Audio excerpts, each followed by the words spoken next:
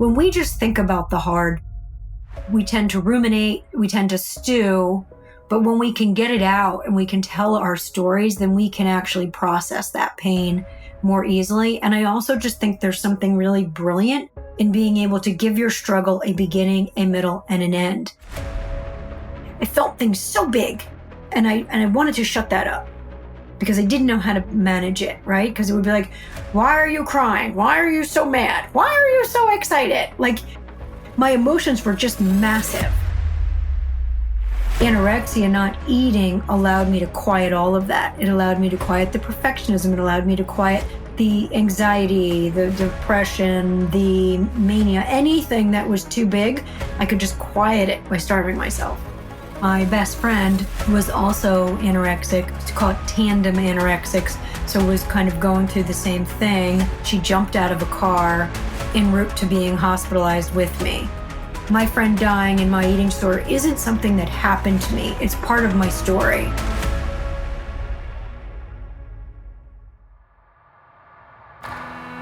Hey, it's Michael, and this is the Kintsugi Podcast. I'll be back in a minute with this week's conversation about resilience. But first, if you wish to create a better life and have a better career, then please visit michaelobrienshift.com and download your free workbook on how to create a better life.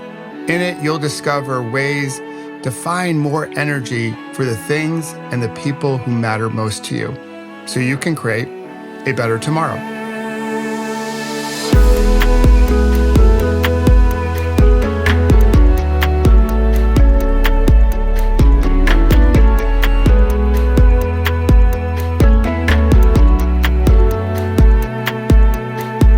Hey there, it's Michael, and welcome to the Kintsugi Podcast and another conversation about resilience.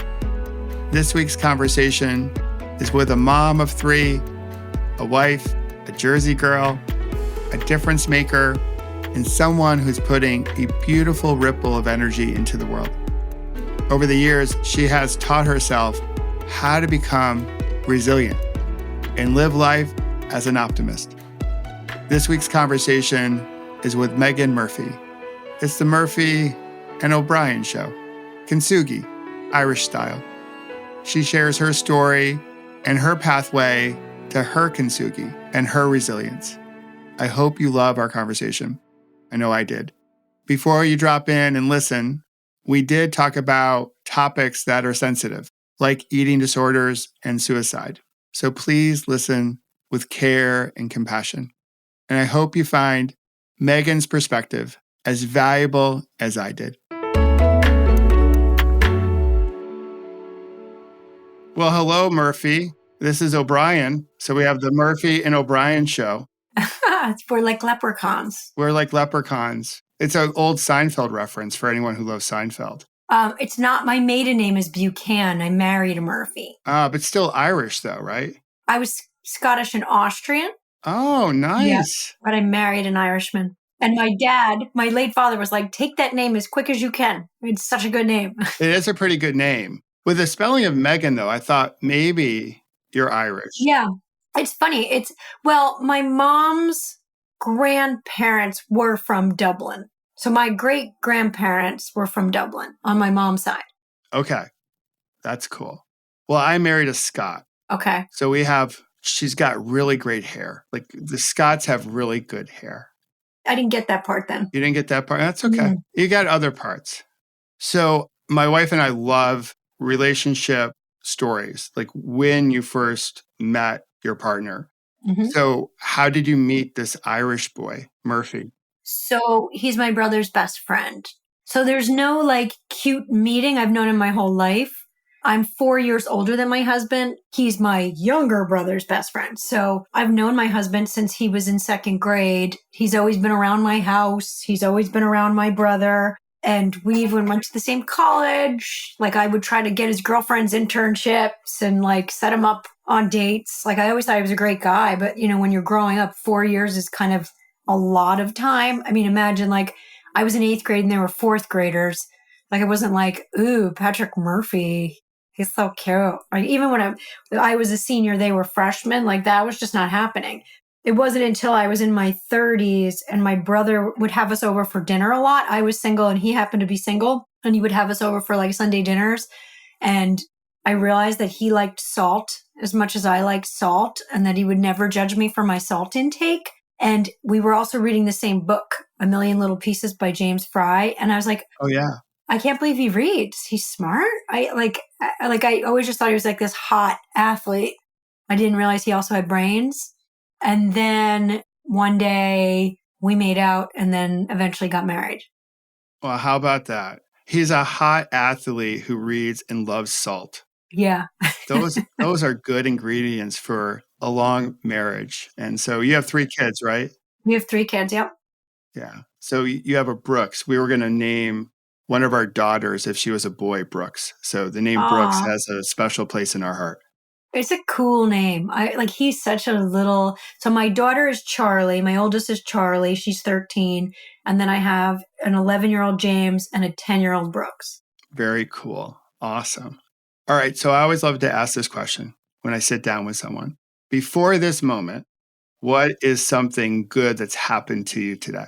Oh, so much. Well, I got to work out, and I'm always very grateful to be able to fit in fitness. And I had a really fun lady on the treadmill next to me who was like screaming and cheering herself on. And the energy was so infectious and contagious that I really enjoyed it. And she apologized for being so loud. And I was like, never apologize. Like, if that motivates you, yay. And P.S., you made me work a little harder. So thank you. That's really cool. I love that. Yeah. A little sort of pep talk, because we can talk so harshly to ourselves. Mm-hmm. So there was a moment in public where she was speaking. She was cheering herself on the treadmill. It was so great. She was like, woo, woo, like, you got this, like, but loudly. And I really enjoyed it. I really, really enjoyed it. That is so cool. I love that. I love that. All right. So let's start here just as we sit down and have this chat and other people get to know who you are. So when you think about organizing your life around values or first principles, what are those valuables and first principles that help you organize your life, your orientation to how you show up in the world? Sure. So I live by the 3 F's, and that is my filter for everything. And it's fun, family, and freedom. So whenever I move through the world, I ask myself, is it going to be fun? Because if it's not going to be fun, maybe I want nothing to do with it. Will my family be proud? Will they be supportive? Does it impact them positively? And how does it impact my freedom? Is it going to like step on the toes of my freedom? Because then it's also a no. So I sort of look at everything through the lens of fun, family, and freedom, because those are my core values and the things that matter most to me in life. I love that. So the bumper sticker I quote most frequently is by American philosophers Ben and Jerry that ran a small ice cream company. And the bumper sticker is, if it ain't fun, why do it? And that is a guiding principle in my life. Yep. So I love that you led with fun. And I am, so like my secret sauce in life is a fun filter, and I can fun filter anything. That's very cool. So another question I'd like to ask is around intention. So as you come into this conversation, I have my intention, but I didn't know if you had an intention, a word to describe how you wanted to show up. Would it be fun, or is it something else? I don't give things that much thought. Okay, cool. So like I just come into everything wanting to just experience it for what it is without a lot of preconceived notions or intentions. I sort of live that way. And not to say that I'm not prepared in life, because obviously we prepare to show people we respect them, especially audiences, right? Like if I don't show up prepared, that means I don't respect you. But I also don't love to live life in any kind of like rehearsed or expected way. So I come into most things without any expectations or intentions. I like that. That's cool. That's really cool. Well, as you know, this is not scripted or Yeah. Well, and I'll be honest, like I got off a call with my Today Show producer and I had 3 minutes to eat lunch, and I like just pounded like leftover chicken wings, and my hands are still like greasy, but I was like, I gotta eat something. So like there's no time for intention setting, to be honest. And that's okay. That's perfectly fine. So this is a more important question then. what was the spice level of your chicken wings? Well, I got naked wings, which my husband had warned me would be very boring, and it was. But I am normally a very spicy lady. My kids and I like things hot, hot, hot. All right, cool. I like that. So I'm a little bit on the spice side. Although as I've gotten older, I know. my spice tolerance has diminished. The tolerance for everything diminishes as we age. Yeah, which is not like a thing that makes me completely happy, but I'm meeting the moment as the moment calls for it. So as we talk about kintsugi and resilience, I would love to start off. This is a two-part question, so I'm going to ask you the first part now and the second part later. Sure. When you were younger, what was your relationship like with perfectionism? So I was very much a perfectionist, and it led me down all kinds of bad paths. I was very like black or white. So it had to be the best or it was nothing. And I really expected a lot from myself. I had very high standards. And it's funny because my parents didn't impose that upon me. I imposed it upon myself. And where do you think that came from? Was there an outside influence? Clearly not your parents, but... No, I'm just an intense person. I'm like very driven. And I often feel like if I'm not going to do it well, I'm not going to do it. Yeah. I do everything with all of me. And I think as a kid, it was hard to separate. But I think I wasn't honestly, when I look back at my life, I think the hardest thing for me as a young human was that I had these very big swirling emotions. I'm an empath. I feel things very deeply. It's what ultimately made me a good actress when I studied acting in college and did a little acting. But I think like for me, all the trouble in my teen years really stemmed from trying to quiet emotions that I didn't know what to do with. And perfectionism was probably part of that, but it was just this big, I felt things so big and I wanted to shut that up because I didn't know how to manage it, right? Because it would be like, why are you crying? Why are you so mad? Why are you so excited? Like my emotions were just massive. And I wound up developing a really life-threatening eating disorder trying to quiet it. So like anorexia, not eating, allowed me to quiet all of that. It allowed me to quiet the perfectionism. It allowed me to quiet the anxiety, the depression, the mania, anything that was too big. I could just quiet it by starving myself. So in your book, you write about that. Mm-hmm. And I loved your book. So I have it and read through it. And there was a whole bunch of yay. And so the title of the book, for those that don't know, is A Fully Charged Life. You started writing it during the pandemic. I started it before the pandemic. I finished it in the pandemic. Yeah. Okay. And you talk about this difficult period of time in high school with your eating disorder and a friend and just that struggle. And when we're in high school, the emotions are really big. You know, even current day as adults, the emotions are really big. Yeah. And when we're younger, we don't necessarily have a fully developed brain to process all of those emotions. Mm-hmm. So can you share a little bit more about those high school days and what you went through? And what I'm really interested in is, as you went through that, how did you get through it? Mm-hmm. Because it's intense and, again, ever so common current day for a lot of teenagers and a lot of teenage girls. So my eating disorder really came to a head my sophomore and junior year of high school. You know, I was a very competitive athlete, but I wound up passing out on a soccer field. I wound up crashing my car. I mean, I just was like, I was running on fumes and it led to some dire consequences. I wound up in the hospital 3 times for very long stays, just trying to refeed. And, my parents were really on top of it. And I spent a lot of time in the hospital, inpatient therapy, outpatient therapy, all the things. And my best friend was also anorexic. It's called tandem anorexics. So was kind of going through the same thing. And ultimately, she passed away very tragically. She jumped out of a car en route to being hospitalized with me in this inpatient program. And that was, I was 16 years old. It was just shy of our 17th birthdays. And it was a lot. I mean, it was very, very intense because there was a lot of guilt, right? I had talked to her on the hospital payphone just minutes before, like, it's not going to be so bad. Like, just join me. We'll fake them out. Like, we'll get through this, whatever. And that was it. Like, she was in the car, kind of had a fight with her mom, and, as a moody teenager might do, like being dramatic, but not necessarily anticipating the consequences, she passed away, and it was horrific. I wound up moving in with my aunt and uncle my senior year of high school, and an hour away, because I just couldn't face my peers. I couldn't face school. And like, thankfully my parents did that for me, because I was like, I can't face these people. Like I felt a level of guilt and responsibility for her death.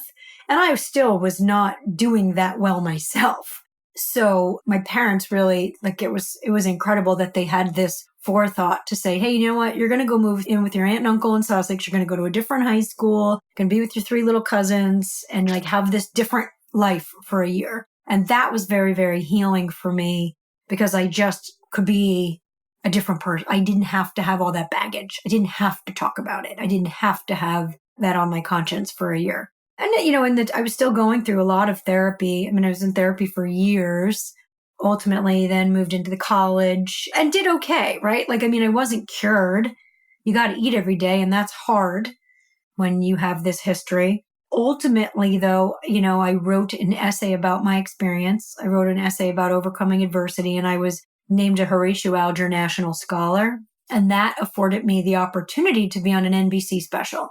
So I was on NBC, and it was like Trisha Yearwood performed, and Don Johnson and Bob Costas were the MCs. And it was like a pretty big deal. And it really kind of inadvertently launched my journalism career, right? I wound up having all these newspapers calling and saying, can we write about you? Magazines calling, we want to tell your story. And ultimately that I wound up as a cub reporter at the Star Ledger in New Jersey. And as I got an internship at YM Magazine, by virtue of making my message, sharing my story. And so I was very grateful for that. Like, in that vulnerability of sharing, it really did wind up catapulting my career in the craziest way possible.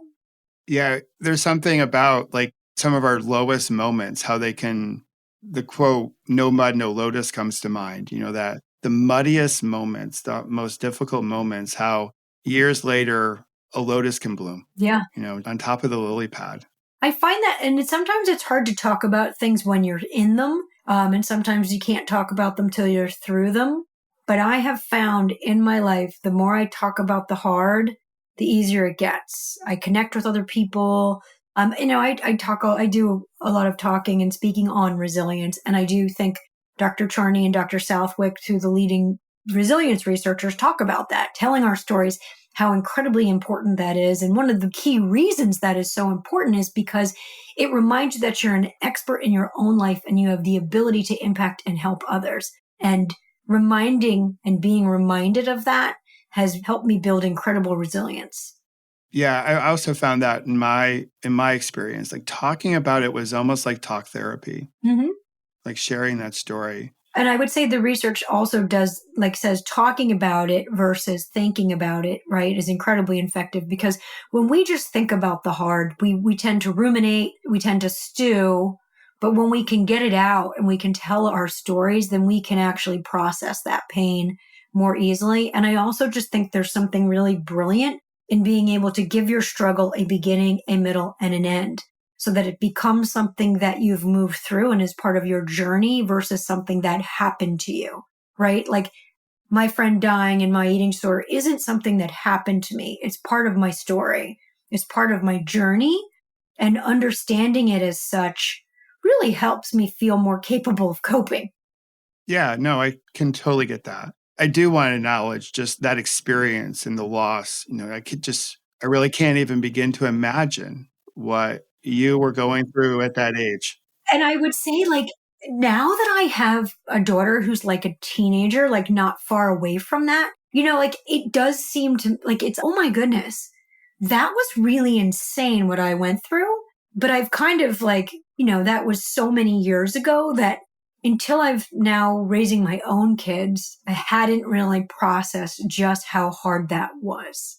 Yeah. And as a parent, yeah, you see your parents, as you shared this, Meaghan, I'm thinking back then, we didn't know much of anything compared to what we know now.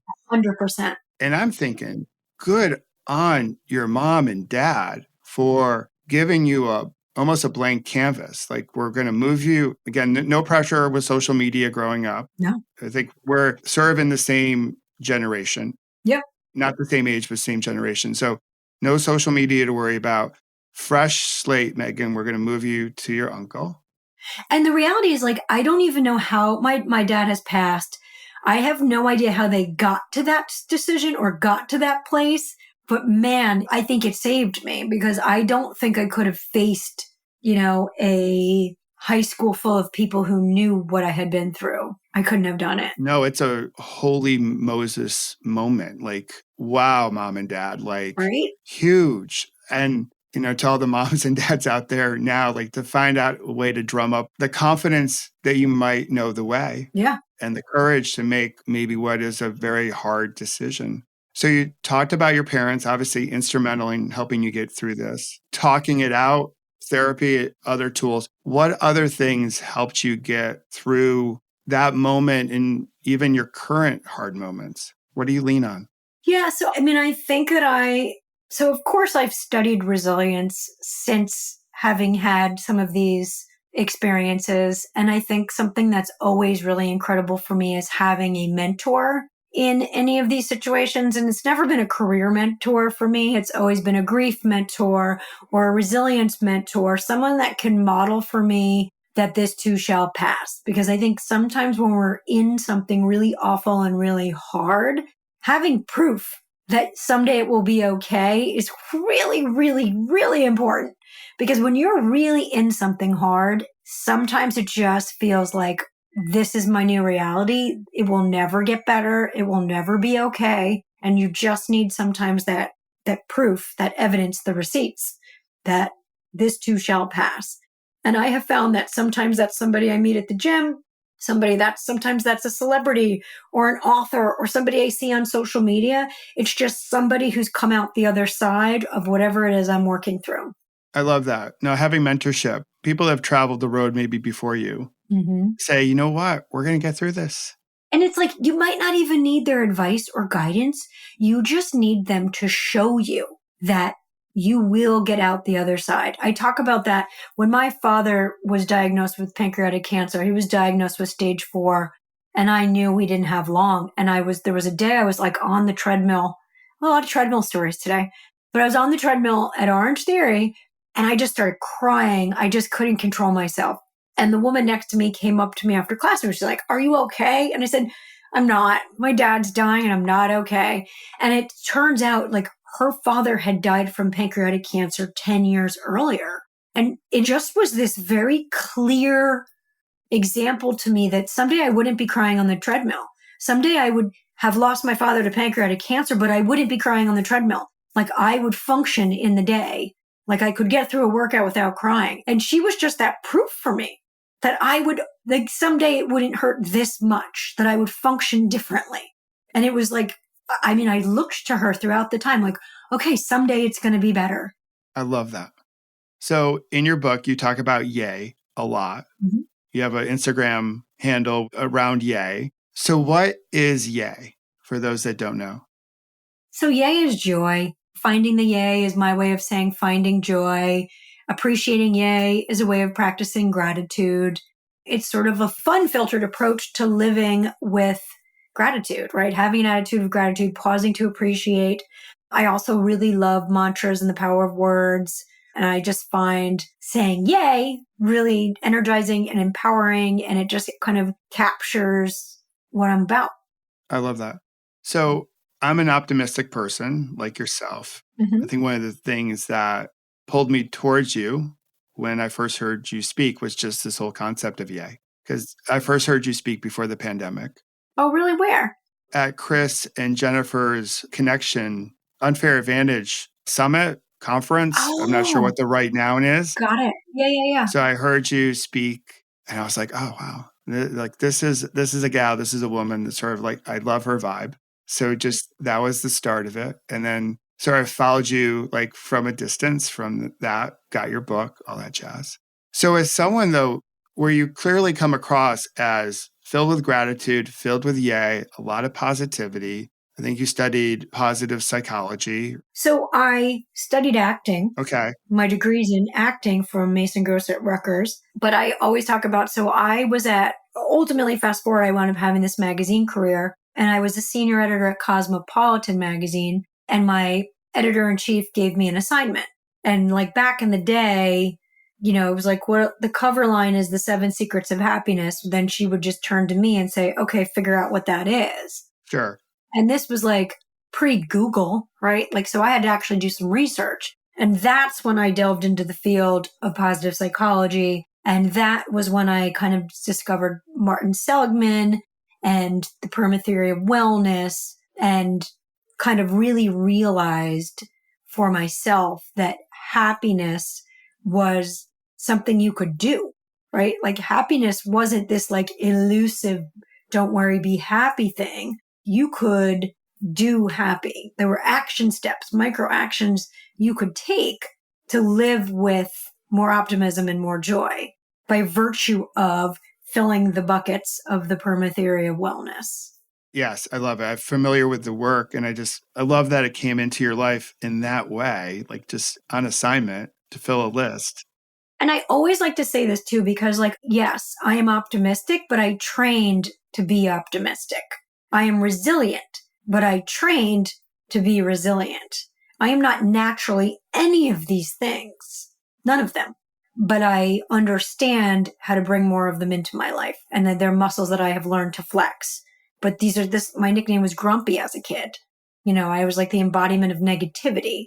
That's certainly not who I am today. Yeah, look at you now, right? So, but I learned to live this way. This was absolutely a learned state of doing. All right. Let's take a break. Take a full breath in and a slow releasing breath out. And relax the body as you soak up our conversation. I hope that felt good. Okay, now that we're a little bit more relaxed, can we be real? I think our morning routines, well, they've gotten a little out of control. You might not have time in the morning to meditate because you're busy doing other things like trying to get to work or getting the kids off to school. And this is where my app, Pause, Breathe, Reflect, comes in, because I built it for busy people with a whole bunch of shorter practices. So if you don't have 10 minutes in the morning to meditate, cool beans. You're a human after all. But I bet you have 5 times throughout the day when you have 2 minutes to practice and let go of stress and bring mindfulness to your everyday moments. So today, download Pause, Breathe, Reflect for free and begin to stress less, sleep better, and join a community of like-hearted humans rippling something worth rippling into the world. All right, let's go back to our conversation and celebrate the Kintsugi within us all. So as you're living this way now, when you have a challenging moment, when life happens, and you might feel maybe grumpy or you're just feeling the feels and you're not forward facing yay in that moment. What's that like for you and maybe the other people around you? Because I wonder, is there pressure to always be yay and on, if that makes sense? Because with my work and my story, at times I feel like, well, people need me to be like optimistic and happy and joyous. Mm-hmm. And sometimes I feel sad. And the people around me sometimes have some challenges with like, oh, that's a different side of you, one that I don't necessarily see all the time. So I'm curious, does that happen to you at all? And if so, in what ways? So I only know how to show up as I am. And some days that is absolutely gloomy, and some days that is absolutely cranky, and some days that is absolutely bursting with excitement and joy. What I know is that I have this toolkit, and I can reach into my toolkit to help me deal with the crabby, deal with the anger or the anxiety or all that. I have the tools. So for me, it's like, okay, recognizing what's going on for me today. Like, why am I showing up this way? What do I need more of? Like, let me look at the health chart. Did I not get a workout? Did I eat like crap? Did I not protect my sleep? Did I not make my bed and I'm feeling out of control because I didn't have that sense of accomplishment first thing in the morning? Like, what's happening for me that I'm showing up this way? I mean, I'm very, very self-aware now so that I can absolutely dig into the toolkit and be like, you know what, this just might be a flower power moment. I think I just need to go buy myself some flowers, or maybe I need to get my butt outside. Maybe I haven't had my vitamin D fix or my fresh air. Maybe I need to phone a friend. Maybe I'm craving connection. Like, I know that if I'm showing up anything other than full of yay, I need a tool from the toolkit. Got you. All right. So key question here. What flower does it for you? I love hydrangeas. I have hydrangeas planted all down my backyard and they make me so endlessly happy. But I love all flowers. I love arranging flowers. I love getting like a crappy $2 grocery store bouquet and turning it into 5 glorious bouquets. During the pandemic, I always joke, I would go to the park and pick the daffodils because I was like, I'm sorry, I need fresh flowers in my house and this is going to save my sanity. So I'm going to the park with scissors. Awesome. That's so great. That's so fantastic. I love it. Well, mine is of sunflowers. I grew up across from a sunflower farm. Oh, that's cool. That reminds me of my sister. My sister loves sunflowers. Yeah. So sunflower is definitely my jam. That will brighten my day any day of the year. So along the way, since those days in high school, you've learned a whole bunch. You've studied. And then you came in recently into a pretty big medical decision, surgery for you. And I didn't know if you wanted to talk and share about that. Yeah. So 1 year ago this month, I had a preventative double mastectomy with reconstruction. And it was a tough decision. My mom had breast cancer twice. Nearly every woman on my mom's side of the family has had breast cancer or is battling breast cancer currently. I lost my dad to pancreatic cancer. I'm not at liberty to talk about all of my family members, but we have a ridiculous relationship with cancer. I had incredibly dense breasts and I was on top of my screenings, like getting constant screenings, but it would be because of my dense breasts, follow-up MRIs and sonograms. I had a lump, which we had to have biopsied and waited the days to have the results. And that waiting is no fun. And then ultimately that was benign, but it really prompted my breast surgeon to say to me, we need a clearer picture of your history here. When my mom had breast cancer the first time, genetic testing wasn't a thing. So she hadn't had any genetic testing and I had never had any genetic testing, and my doctor ordered it just to sort of give us a clearer idea of what we were dealing with.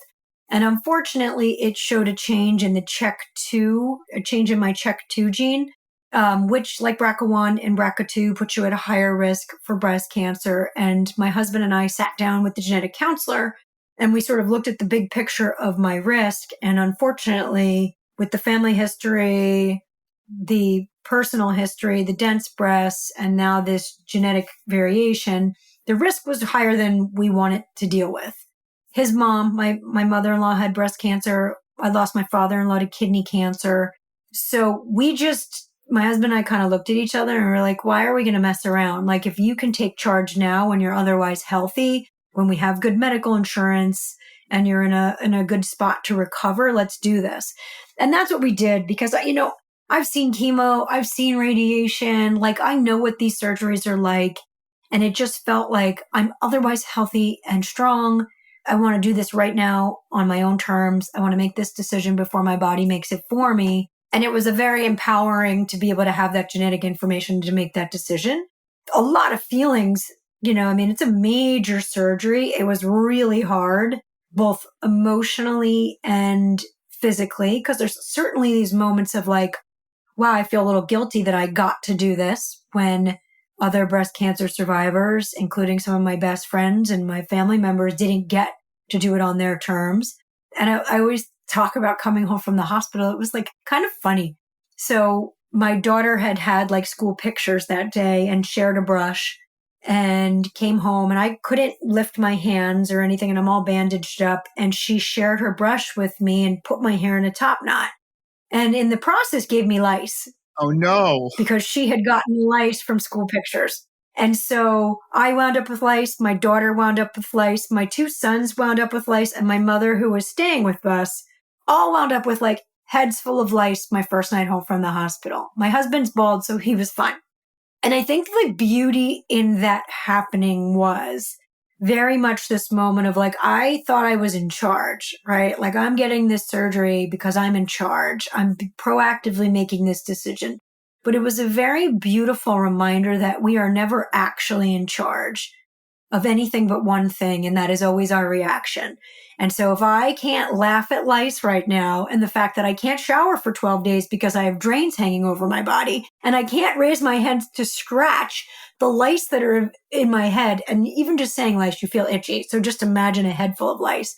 And it was sort of like, it was nuts. And then so we had to have a lice lifter come to the house. She combed olive oil through my hair, picked all the lice out, then had to braid it and put it in a shower cap. Because my first day home from the hospital, I have 4 drains off of my body. I am all bandaged up. I can't take a shower. I can't lift or move my arms. The last thing I was going to do was, like, there was nothing I could do except comb olive oil through my hair, pay a lot of money for this lice doctor to come back 3 times. It was crazy, but it was also a gift. Right? In all adversity, there are these gifts. And it was just this like cosmic reminder of I get to control my reaction and not much else. Absolutely. There's a great Viktor Frankl quote. I'm sure you know of it. Between stimulus and response, there's a space. And in that space is our growth, our freedom. It is a quote that I've lived by through like what I've gone through, just trying to make that space as long as possible. So you make it a little bit longer, you can see more options, and you get to choose how you wish to respond to something. So I never in a million years would think that I would have to, pre an interview, give a lice trigger warning, but I might have to for this one. But because I know for some parents, it's quite triggering if their kid has, it's awful. It's like the worst thing ever. We haven't been through it as a family, but we know people who have, and it's our greatest fear, but we've gotten through most of school. So fingers crossed, we'll keep it that way. Well, we love our scars. So you have now some scars, right? So we all have some emotional scars and some physical scars. So I want to go back to that 2-part question that I asked you earlier. So now, after going through all that you've gone through, what is your relationship now with perfectionism? I'm not a perfectionist. I'm pretty easy on myself. I think that I just care a lot less. I'm going to be 48 this month. I've outgrown vanity. I've outgrown giving a that's just the simple truth. Like, I don't really make space in my life for people who drain me. I call them energy vampires. Yep. People, places, and things that don't light me up. I avoid, I hide from, I cancel, and I do it without apologies. I just don't want toxic energy or any of that in my life. And I don't expect perfection from myself anymore. I just don't. Perfect. Perfect answer. Because we're all just perfectly imperfect anyways as humans. So as we look to round out our conversation, I know as editor-in-chief for Women's Day, you get to speak to a lot of women. And as we go through this moment in time, people have talked about the importance of this moment, but every moment is important. We've talked about this being an inflection point, which it may be. You don't know until you look backwards. But when you talk to the people in your life, the women that read Women's Day, what makes you most optimistic about the future? Taylor Swift. I know, right? Like, remember, like, there was a period of time a few years ago where Oprah thought she might run for president. Yeah, I wish Swiftie would. Yesterday, I was like, maybe Taylor can bring us together because she seems to be bringing everyone together. And could like Beyonce be VP? Yeah, that would be like, and what a cabinet. That would be that would change. Right? I think we have to do a little petition, maybe like a move on petition and get Taylor into 2024 or 2028 or something. Like, she's going to change the world. As she already is, think about Yeah. what kind of ripple she's put into the world since she started her tour. And then the movie over the weekend. My daughter saw it twice. Wow. Already? Already. We went Friday night with all the cousins and my mom because we're actually going to Switzerland to see her show this summer. No way. Uh-huh. Oh, wow. I'm so happy for you. Somehow 11 grandchildren. My mom is a widow and she very much lives like there's no inheritance. I'm going to spend every dime I have making memories. And her granddaughters, like in a rowdy sleepover, somehow convinced her to buy these tickets in Zurich. And I mean, it's just crazy beyond crazy, but we're all so excited. All right. Do you have a favorite? We believe here that music is medicine. Oh, yeah. So do you have a favorite Taylor song that when it comes on, you turn it? I have August is stuck in my head. The August song is stuck in my head. But I did go viral dancing to Shake It Off, so I can't hate on that either. No, that's a good one. Hey, that's a good one to live by. Yeah. Right? I like that. We're huge Taylor fans. I'm a girl dad times two. So we've seen Taylor from the very beginning all the way through. That's awesome. Big arenas. All right. We also believe that movement is medicine. So if you have to move, we talked about the treadmill. So this might have already been answered, but if you had to pick a movement, a form of exercise, what would you pick as a favorite? So I don't really like the treadmill that much. So I was the fitness director of Self Magazine for 9 years. So I've been a certified trainer for 20 years. Movement is a major part of my life. I was a soccer player growing up. I had to relearn my body during periods in my life. So I went from being like a 3:30 marathoner and like really like a runner to then being more of a gym girl. I love the community of a classroom environment. So I was doing like the Orange Theories and the Rumble boxing. I love hot yoga. I love SLT, which is basically like Pilates on crack. But after my double mastectomy, I really had to do an about face as I like regained my strength and I became Forrest Gump. So never in my life had I walked before. And walking became really, really powerful for me. It became so many different things. And I sort of developed all these different types of walks. So I do walkie talkies where it's about connection and I'm calling someone or talking to someone. I do entertainment walks where I'm listening to like true crime or music. I do quiet walks where it's just about really kind of pausing and appreciating nature with my dog. And then I do learning walks where I'm listening to like the daily or a book on tape that I need to like that I'm going to be interviewing somebody and I want to learn something. So I walk at least 10,000 steps every day. And that's really become a big part of my medicine. And then I discovered bar method, which has been incredible for me because it has slowed me down and helped me to be more present in my body and to move smaller with more intention. And I've really enjoyed that. And I do that like 5 days a week. All right. Walk, Meaghan, walk. And SLT, that ain't no joke. That is a workout. No. And I used to be like a regular. I just went back a couple of weeks ago and it was just like it was fun to know that my body still knows how to do that. After even massive surgery and a long recovery, I can still hold my own in an SLT class. Very cool. So we'll get you out on this question. So for someone who wants to become more resilient, can you share one or two things to help them start? Because certainly you've studied this topic, you've lived it, you are it. Where would someone begin? So I always think it's really important for you when you're in something that seems really insurmountable to first turn inward and do what I call the 3 A's, which is accept, acknowledge, and then take action. It's accepting that it's okay to not be okay, right? Like accepting that, like it's not okay. Accept it, right? You can't control it. Accept it. Then acknowledge that this is not what you wanted. This is not good. And if you need to cry in the shower, cry in the car, cry in your closet, and really acknowledge how bad this thing is, then you can take action. And so I always find is accept, acknowledge, take action. And action can be a micro action. The point of the action is to create onward momentum, to create forward momentum. So what's a tiny little positive thing you can do to begin to create momentum, to shift the tide? And that's really what I do. And then once I'm able to do that, then I know I need to lean into connection. And sometimes when we're doing something really, really hard, we want to retreat and we want to hide, but we need other people. We really need other people. We need our network. We need our connections. Maybe whether that's you call your sister or, call a friend from high school, somebody who can you connect with, because we need each other. We need networks. I think laughter is truly the best medicine. And science says that we don't lose our funny bone in the heart of really hard things. And when we're able to really make fun of the pain, it's even more effective, according to research.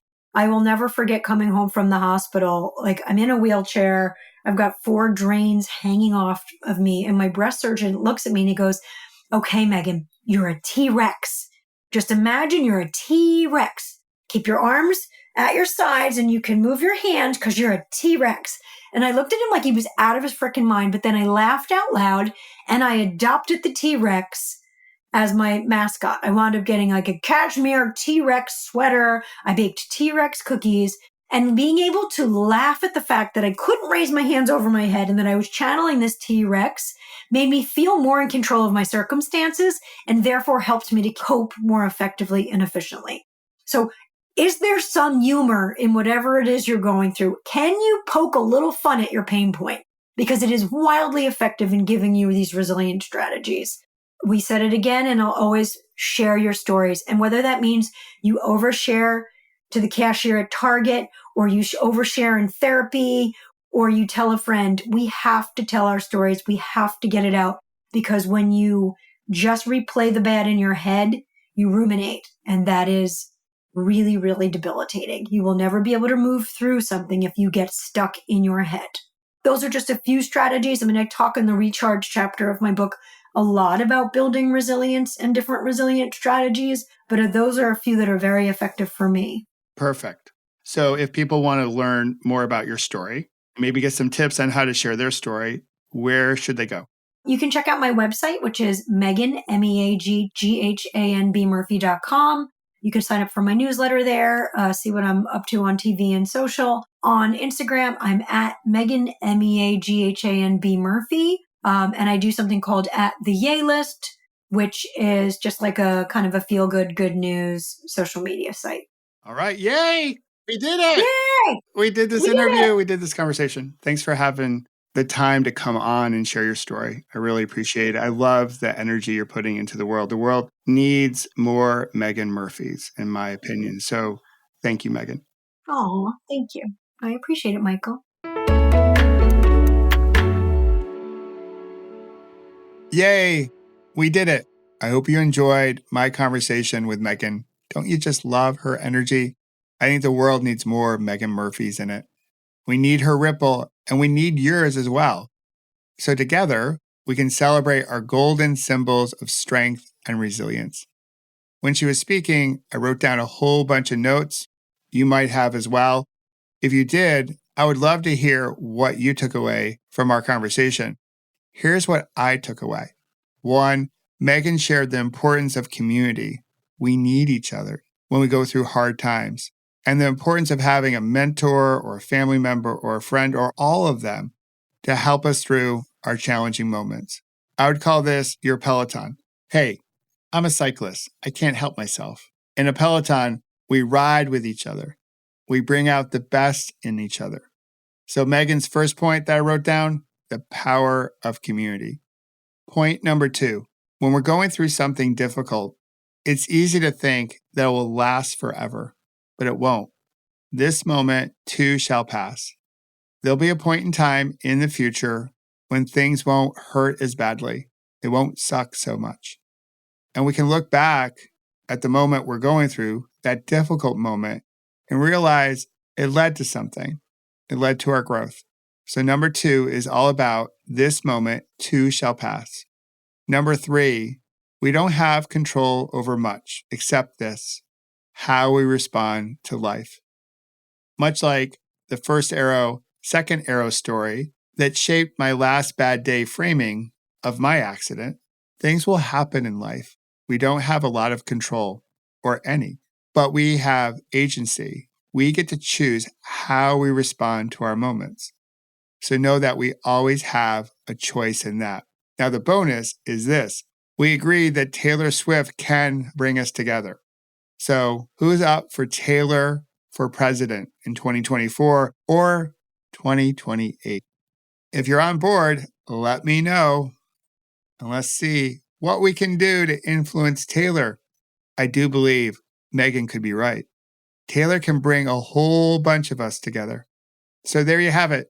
Another conversation about resilience, a chance to celebrate our Kintsugi. Okay, time to switch gears. Here's where I could use your help. If you could share, leave a comment, a rating, you name it, all of that or some of that, this would be a huge help to what we're trying to do here at Kintsugi. This moment that we're living in calls for resilience. It calls for us to come together and be thoughtful about how we're living. We need these stories to help us through our difficult moments. So when you share and comment and like and all that jazz, it does something to the algorithm that I don't understand, but it helps other people find what we're doing here at Kintsugi. And the mission that we have at Pause, Breathe, Reflect, to help us slow down, come back to our breath when we have a challenging moment, and to remember we've got this because we travel together. And this is how we put a beautiful ripple into the world. So until next week, do just that. Keep rippling something worth rippling.